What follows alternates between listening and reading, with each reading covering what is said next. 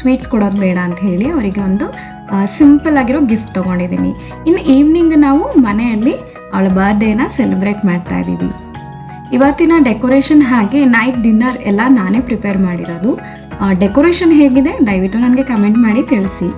ಈ decoration simple ಆಗಿ ಮನೆಯಲ್ಲೇ ಮಾಡ್ಕೊಂಡಿರೋದು, ಇದಕ್ಕೆ ಹೆಚ್ಚಿಗೆ ಏನೂ ನನಗೆ ಖರ್ಚಾಗಿಲ್ಲ. ಬನ್ನಿ ಮುಂದೆ ನಮ್ಮ ಚಿಕ್ಕು ಏನೇನೆಲ್ಲ ಸೆಲೆಬ್ರೇಟ್ ಮಾಡ್ತಾಳೆ, ಏನೇನೆಲ್ಲ ಖುಷಿ ಪಡ್ತಾಳೆ ಇದನ್ನು ಕೂಡ ನಿಮಗೆ ತೋರಿಸ್ತೀನಿ.